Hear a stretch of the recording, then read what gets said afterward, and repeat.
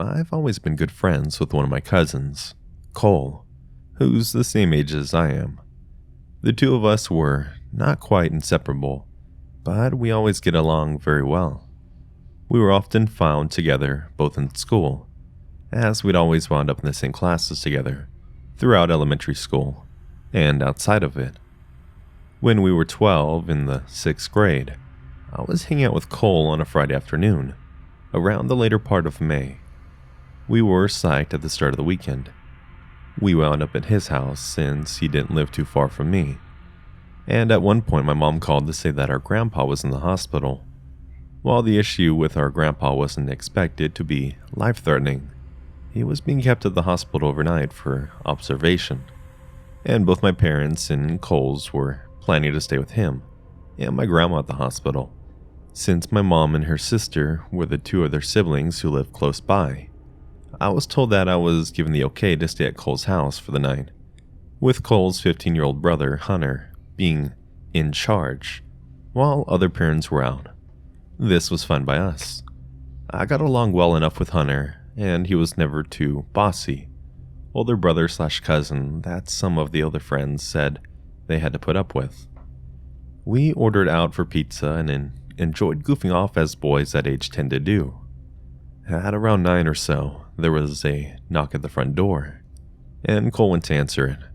I was a bit curious as to who it was at that time of the night, and so I watched from a ways back. At the door were two older guys. They said that they were the city, and they were investigating reports of water pressure supposed to being bad in the neighborhood. They asked Cole if his parents were home, and when Cole said that they were unavailable at the moment, which we were told to say to strangers if our parents weren't home, the guys started asking a bunch of questions about how the water pressure was in the house, and if they could come inside to check.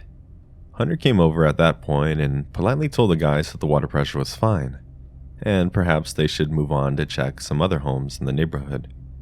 The guys seemed reluctant to leave, but turned and walked away after Hunter started closing the door.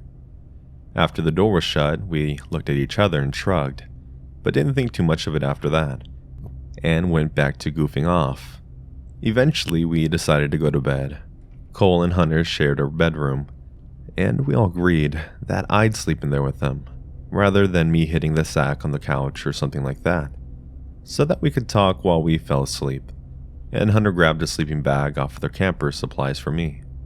When we got into their bedroom, they stripped down their briefs, and I remember Cole had mentioned to me once a while back that he had started sleeping in just their underwear.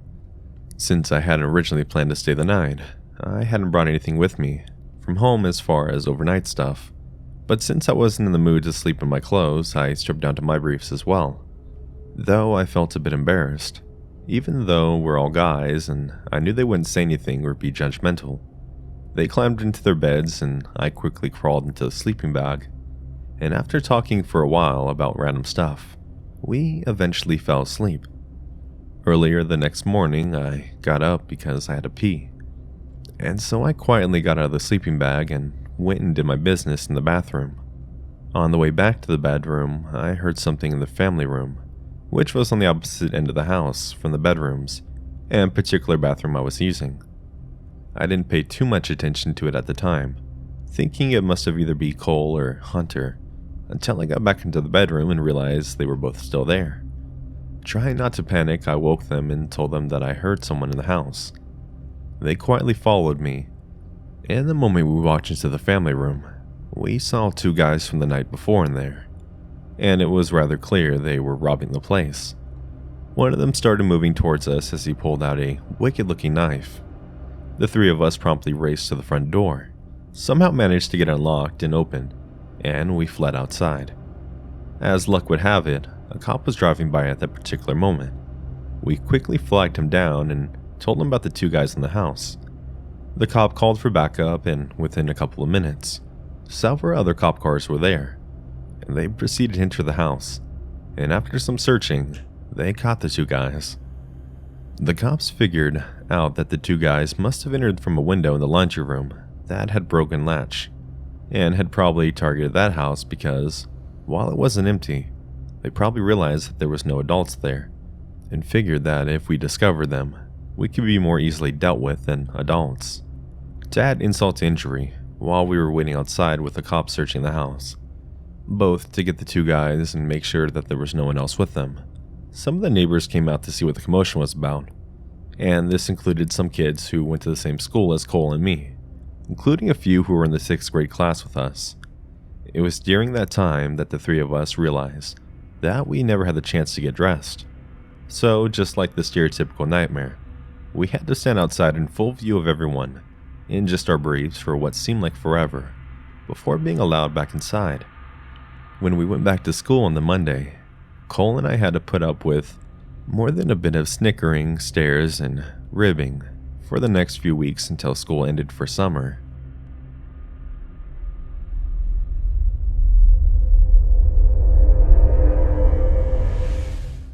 I'm 19 and work for a church-based summer camp in the Midwest as assistant head counselor, basically second in command. For privacy reasons, I won't give the name away, and even if I did, you probably wouldn't have heard of it. It's a fairly small community of churches that does the summer camp. Unlike other church camps, we don't really focus on religion during the camp. It's more of an actual camping experience. Sure, there's a day or two where we do cover a number of parts of the Bible, but for 6 of the 8 days, it's pretty much just enjoying nature, hiking, bird watching, etc. The land that we set up actually belongs to one of the pastors of the church. It's got a lot of woods, a small pond, and on one side is backed against a small cornfield. The whole thing is only about 20 to 30 minutes away from society. My point in this, despite the fact that it is in an area to enjoy nature, if there were an emergency, we wouldn't have to wait long for an ambulance or anything like that. In fact, you actually get a little bit of cell signal in certain parts of the campground. For the most part, we manage to keep the kids in line, but sometimes they do wander out into the field, or we find them taking impromptu hikes in the woods. Most of the time this isn't an issue, but the story is about the one time that it was, and the kids that were probably scarred for life. We were about halfway through the 8-day trip, and we had already gone through one of the 2 Bible study days. And right about then is when the kids start to get restless and want to wander off on their own. On this day, we had 2 or 3 boys do just that. They wanted to go out and explore the cornfields on their own. I was dealing with the rest of the group and making sure everyone knew what activities they were supposed to be doing that day. And when it came time for roll call, I realized that they weren't there. Not wanting to sound the alarm immediately, I told one of the other counselors to go check the bunks and asked my group if they had seen them. After a slight bit of interrogation, I finally got one of the kids to tell me that they had gone out into the cornfield. Whenever this happens, we have to do basic lockdown procedures, which is getting all the kids back in their buildings, guarding the doors just in case, etc. I called the other counselors on the walkie and advised them that I was about to go look in the cornfield for the boys. They came out and rounded up the kids, and I started toward the field. As I get there, I finally see the group of boys running back toward the camp, all of them looking completely terrified. I'm thinking they're all panicking because they realized they're probably about to get into trouble, so I take a deep breath and calm myself. We're not really supposed to reprimand the campers, we're supposed to talk to them as if we're negotiating or talking to an adult. I raise my hand to get them to stop as they exit, and they beeline straight toward me. One of them looks like he's been crying, and 2 of them are screaming incoherent gibberish at me. I calmly tell them that we need to talk, and that they should have told us that they were going out. When one of them finally squeezes out a single phrase that I was able to understand. Dead body. I immediately drop my camp counselor act and ask what the hell happened. One of the 2 boys that was going off finally takes a breath and he tells me, "We were out in the field and we saw a trailer, so we decided to go see if it was locked. When we got closer, we noticed it smelled bad and opened the door, and there was a dead body. Obviously, I was a bit freaked out, but also skeptical of their claims. I grabbed the walkie and told the others that I had found the boys, but to keep everyone locked down for the moment. Then I told the boys to take me to the trailer. They were hesitant at first, of course, but I told them that I needed to see it to make sure they weren't lying, and that we would need to report it to the police. They led me through the cornfield and in for a few moments, and sure enough, as they had mentioned, there was an old silver camper in the field. It was a small camper trailer, like the kind one person could comfortably sleep in, or two if you didn't want any privacy. Seeing this made me nervous. If they were telling the truth about the trailer, then I was worried that they were probably telling the truth about what was in it. I held my breath and walked over to the door, grabbing the handle and pulling the door open.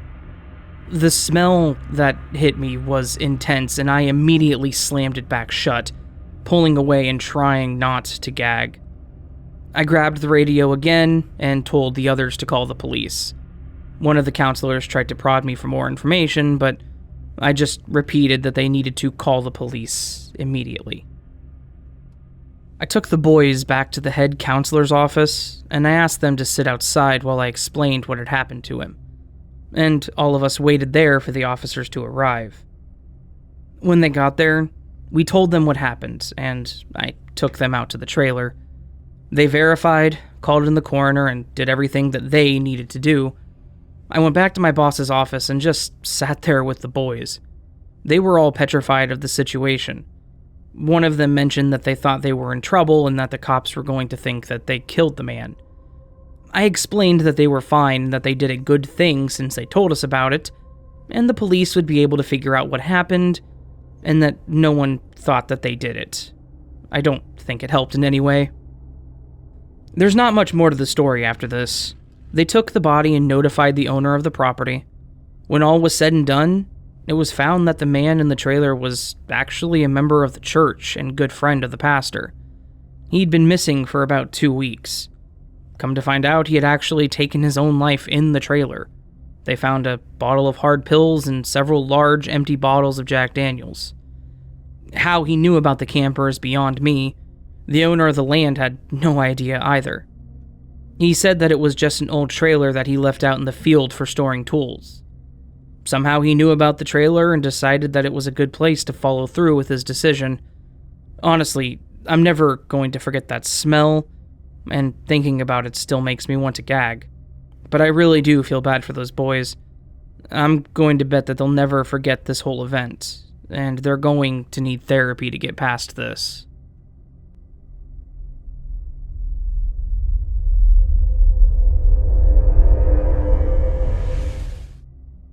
This happened when I was a 5-year-old girl in the late 90s. My family and I went for a family friend's wedding. I really didn't know many people there, except for one other family. That family consisted of a grandfather, the parents, 2 daughters, age 6 and 3, and those 2 girls are my cousins. The wedding took place in a garden in the evening. A tent was set up, brightly lit. However, the area outside the tent was dark. There was a grass-covered hill, quite some distance away from the tent. Me and the girls were playing in the tent where everyone was, but I guess we started to feel a little adventurous and decided to go outside. We went out to the side of the tent.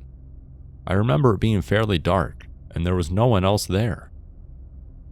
While we were there, a man came up to us. He was probably in his 20s or early 30s. I still remember he was formally dressed in a shirt and pants. He looked friendly and was smiling a lot. He asked us if we wanted to see magic. We got really excited and said yes. He then said that if we wanted to see magic, we would have to go to the other side of the hill and he would show it to us. I instantly got suspicious, thanks to what my parents had taught me. I told him that we couldn't go anywhere with him, but my cousin, who was 6, was still really excited and said she would go. Listening to her, her younger sister got excited as well and decided to join her. I told them that they couldn't go and tried stopping them, but they weren't having any of it.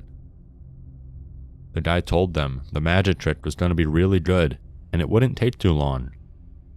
The girls were completely sold. They told me to wait there, and the three of them started walking off. The guy probably thought I was a silly little kid who wouldn't do anything. But when they started walking off, I panicked. I got really scared, and I ran as fast as I could back to the tent. I don't know most of the people there, but there were probably hundreds of them. I ran frantically to find anyone I could recognize. Also remember thinking, what if they don't believe me? After all, I'm just a kid. Finally, I found my grandfather talking to my cousin's grandfather. In a panic, I yelled out what just happened to them. I remember them getting panicked as well. They yelled to a few other people, and we all ran out of the tent in the direction I had seen the girls walk. We saw three of them walking to the top of the small hill. They were in silhouette, and the adults yelled out to them. The man probably saw the crowd and realized his plan failed. He let go of the girl's hands and ran away as fast as he could. Some of the adults ran to get the girls, but no one knew where the man ran off to. I don't know what his intentions were, if he was a kidnapper or even a pedophile, but it was very scary.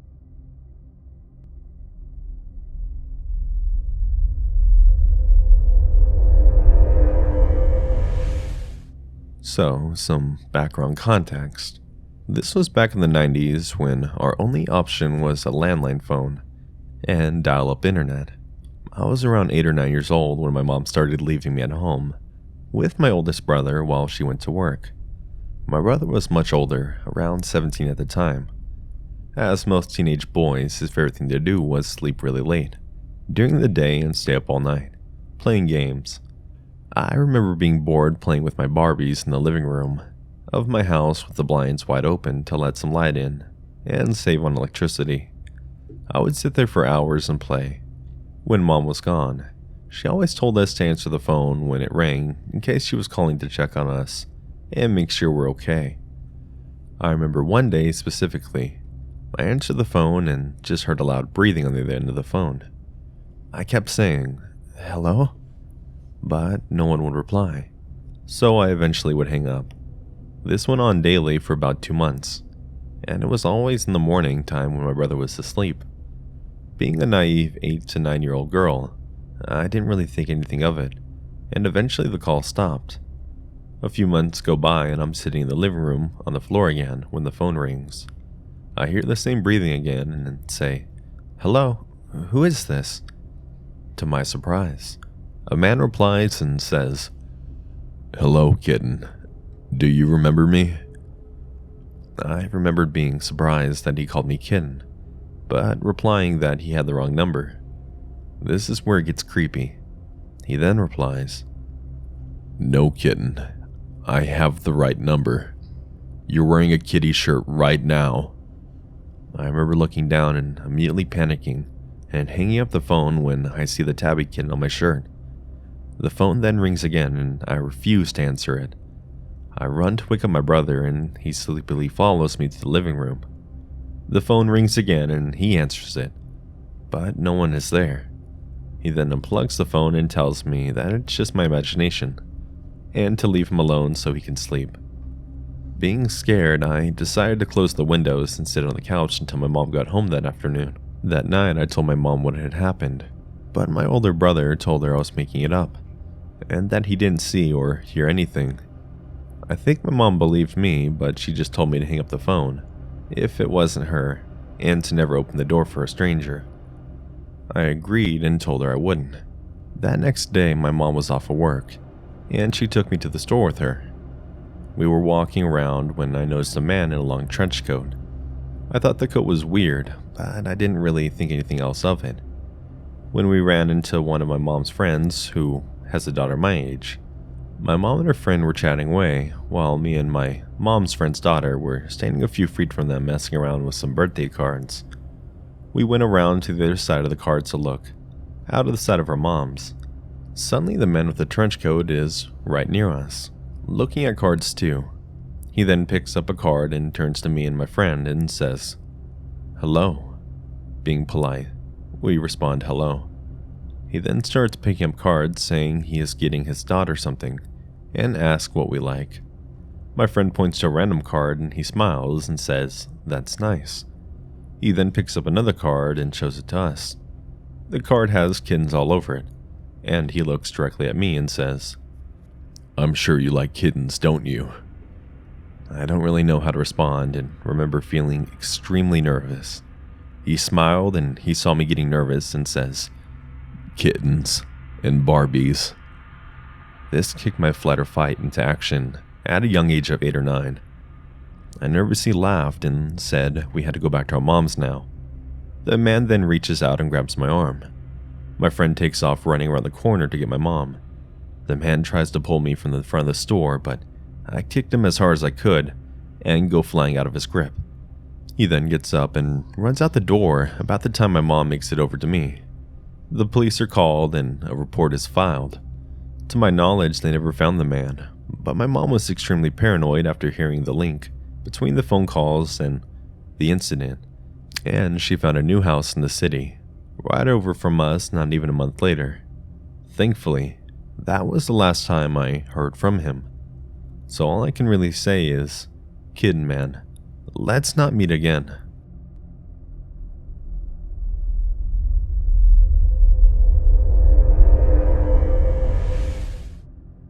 A couple of weeks ago, I had an experience with something that's really been bothering me.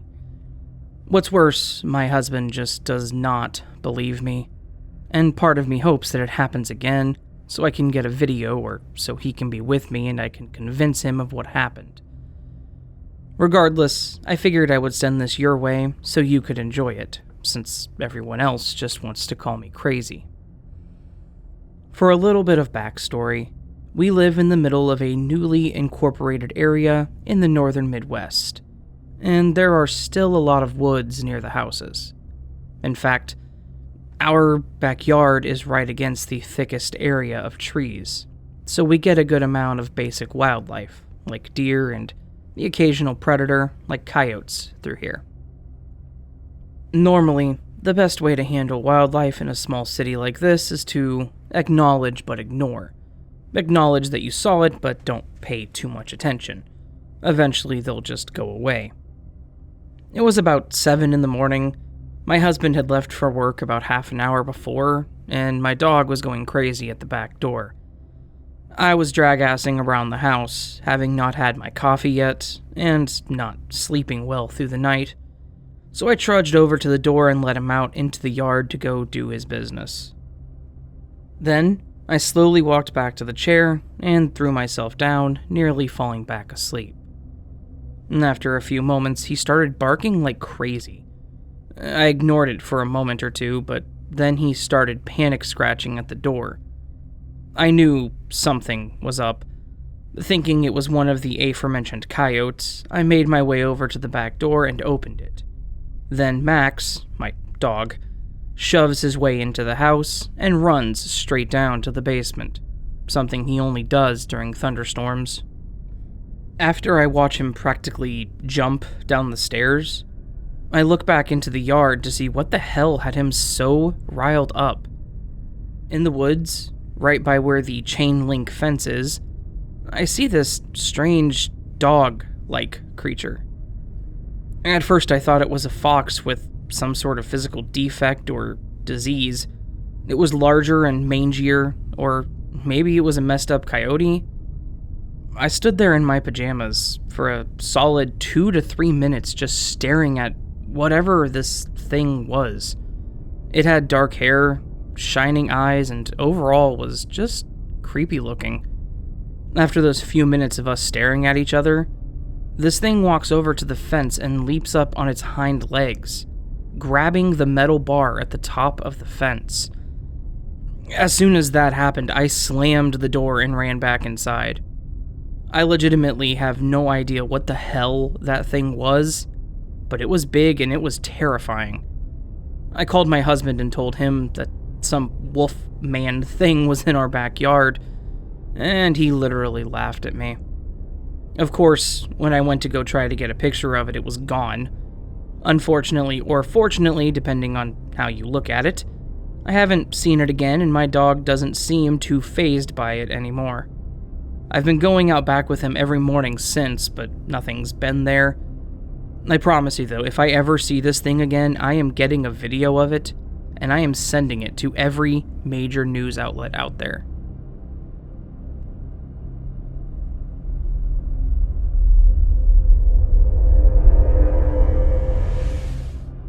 In April of last year, my boyfriend and I were walking home from our friend's house.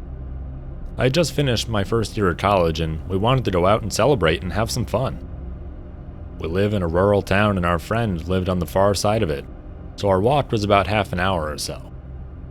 I had a drink or two and smoked some of the joint they had rolled, and smoking makes me paranoid, and this night was no different. Anyway, we left at maybe 10 or 11 p.m., and everything was perfectly normal, until we got to the end of the long street that would eventually lead to my house. This street always felt so long to walk. Like hours can pass and you can barely make a dent in the amount of steps made. The street we turned on to this road was maybe 10 blocks from my house. A few minutes after we turned onto the road, I felt something was off. But my boyfriend said that I was stoned and reminded me that I'm a pretty paranoid person to begin with. I really am. This white pickup truck that was parked in front of some house turns on and begins to drive slowly away, and would then park. I watched it to see if it was just me being paranoid or not, but it proceeded to stop a couple houses down and sat there with the car still on. As soon as we get close, it would drive away, parking a little further away. This continued until we got to the end of my street. At this point, I kept telling my boyfriend that I'm not paranoid and that this truck was messing with us, and he had gone quiet. A couple houses down from mine, this truck drives to the end of the street, my house on the corner. There's a dead end right by my house because we live near a river. It stops for a moment at the dead end and proceeds to turn on their high beams, and begin to slowly drive towards us. My boyfriend sticks his arm out in front of me, stopping me from walking any further as this truck continues to approach. My house is so close yet so far. This truck slowly drives by us. The windows are tinted, but we can see two silhouettes.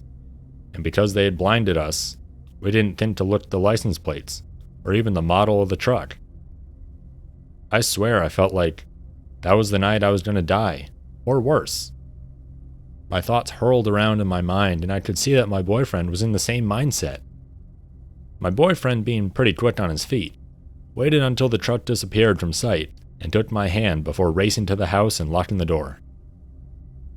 He had thought about turning down one of the other streets so we could try to lose him, but he figured that he'd wait until they were out of sight and then book it to the house so that they couldn't see which house we went in. We looked out one of the front windows very carefully and saw this truck come back into view and began to drive around the block, presumably looking for us. This went on for 10 minutes. I called the police to inform them that we had been followed, but without the license plates or model, they could only keep their eyes open for suspicious white trucks. I was adamant that these people had to know one of us, if not me, because they drove until they were beside my house. Whether they actually knew it was my house or not, I don't know.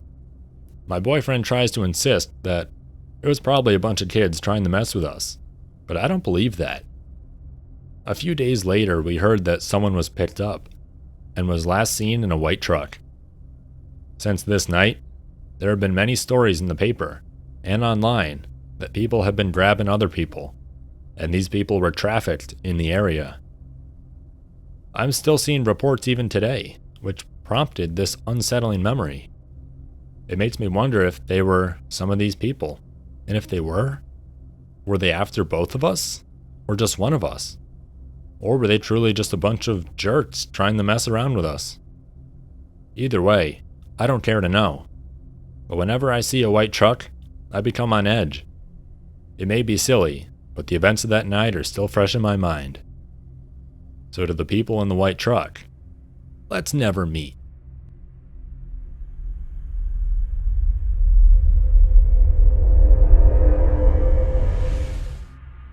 This video was made in collaboration with GenSen.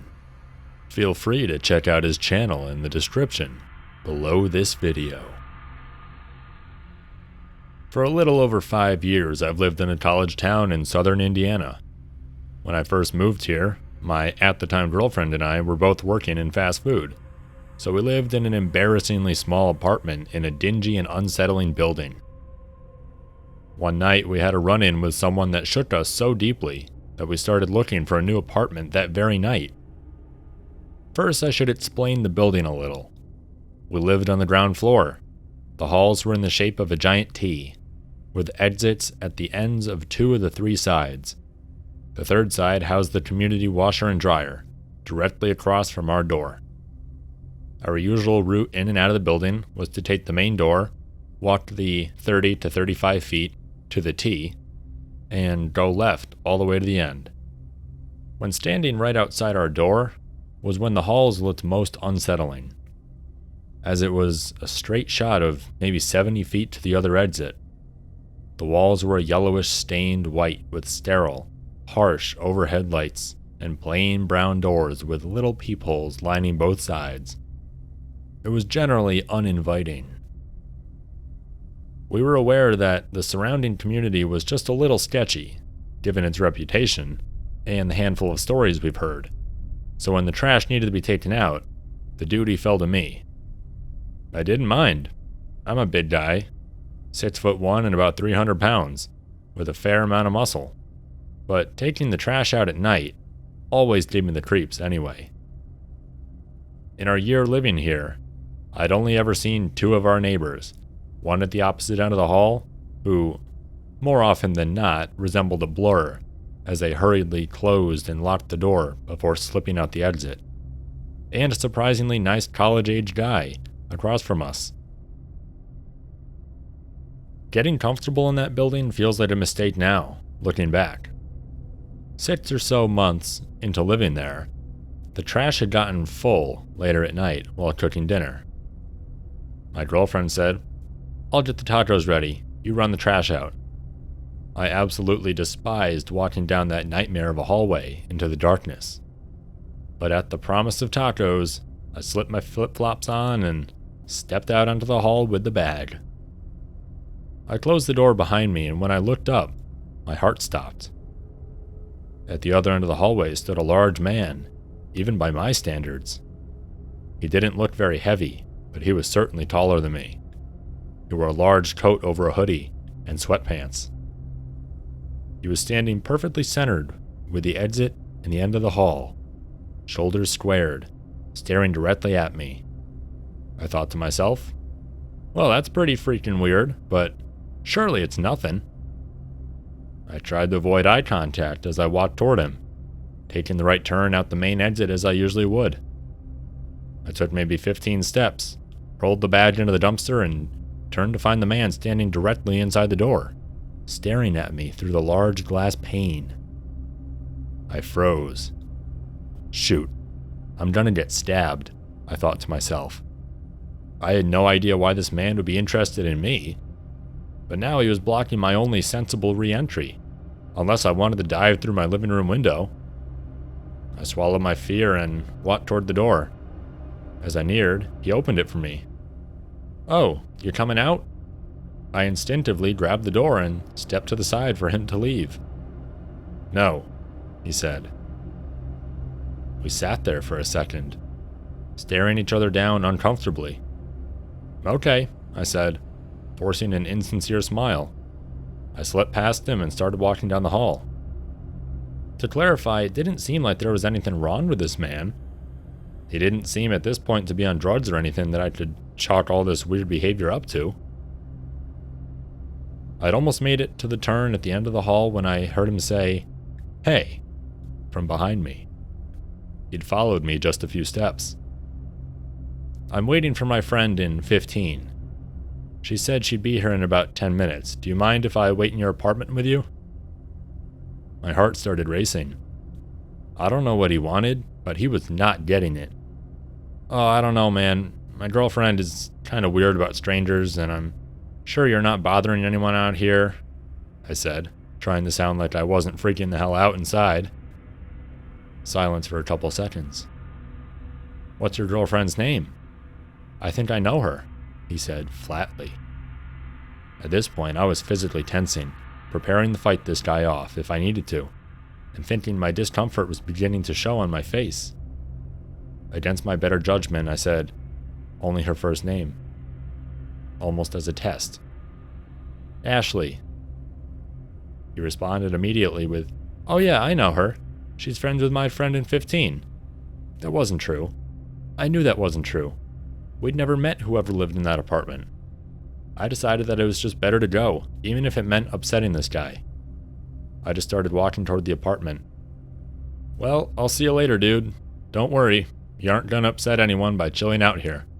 Have a good night," I said, picking up speed until I was practically running for the door. I made my way inside and locked it behind me, the panic playing on my face. "What's wrong?" Ashley asked. I looked out the peephole and whispered, "I just ran into the weirdest guy," and started explaining what had happened. Halfway through my explanation, I heard a loud bang on our door. We both jumped and Ashley let out a noise. I looked through the peephole once again, and to my shock and absolute horror, the man was standing outside our door, staring into the peephole only inches away. I could see him mouthing something, but couldn't tell what.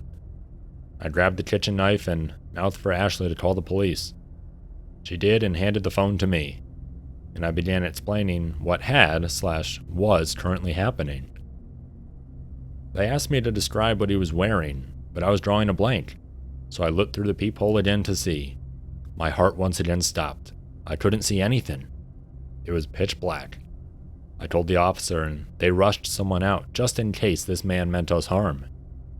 About half an hour later, things were quiet until there was a knock at the door. A police officer made himself known, so I opened up. I could then tell why I couldn't see anything. The man had climbed on top of the dryer, taken down the panel in the ceiling, and taken the bulbs out of the fixture in the front of our door. They said they'd searched the entire property and found no sign of anyone that didn't belong there. Now my wife and I live in a much better and safer community, and I still always wear my gun when I take out the trash.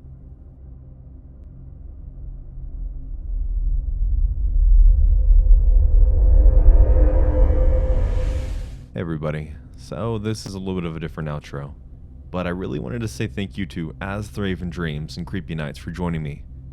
If you enjoyed them, then why not look down below in the description field. I will provide links to their channels down there, and make sure you drop a comment on their latest video saying Jensen sent you. I really think it would make their days.